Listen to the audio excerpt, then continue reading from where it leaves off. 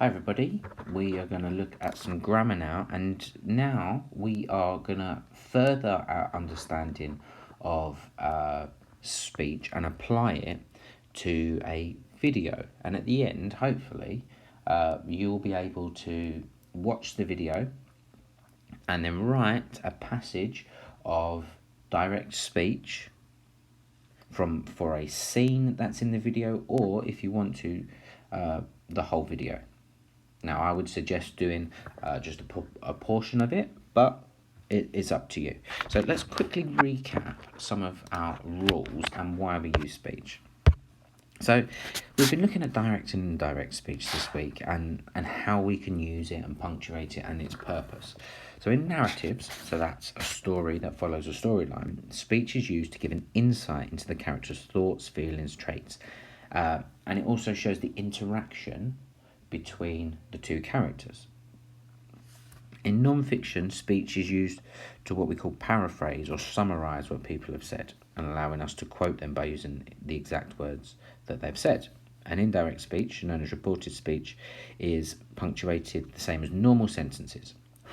But in our case, we're doing a narrative, so we're going to be doing direct speech. So we are going to be using inverted commas, and we're going to be punctuating it and following the speech rules. So here are some of our rules. I'm not going to speak through them. You can pause the video and look through them, but here they are.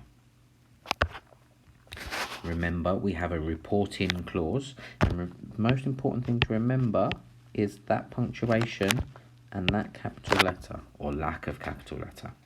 So this punctuation could be a comma. And what I also want you to remember, if our reporting clause comes at the beginning, we need a comma after it. So here we go. Remember, like when our reporting clause is at the beginning, we need a comma. If it's not, we need to put some punctuation here. And remember, this has only got a capital letter because Dan is a proper noun. Normally, if that said asked Dan, asked would have a lowercase. I would avoid using embedded, but you can give it a go. Look, we're breaking our speech up with a comma, and we're ending it there. So look at this. If you want to do it embedded, feel free, but it's very difficult to do correctly. I would stick to after and chuck in some befores if you can. This is going to help you. This is some different words that we could use. You can use said sometimes, but I would use some of these more often than not. They're a lot more descriptive and give us a lot more of an understanding about what's happening. So your activity. I'm going to post a link, and that is going to be to a video about some outlaws. Now, an outlaw is a criminal, and you're going to be writing the speech. Now, you may want to put a bit of narrative in there. You might want to tell me what's happening, but my focus really is on the speech. So you might say, no, it's not, argued Dan as he rolled around on the floor fighting with his brother. And then you might carry on. So just little bits just to sort of tell me what's going on. But you might choose a small section, you might do the whole thing. So let's have a look. That's the 3 chili challenge and the 2 chili. Our 1 chili is the same. It's using the same video, but we have some little snippets here.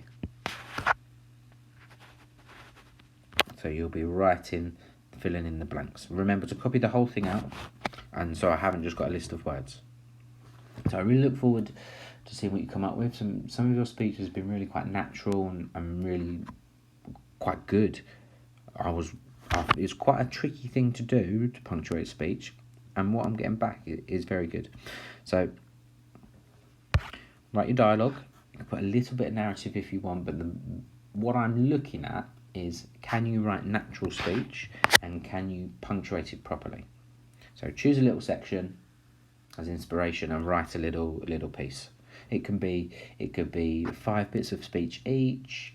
It might be half a page. I wouldn't do too much, because I want to focus on the skills of punctuated speech.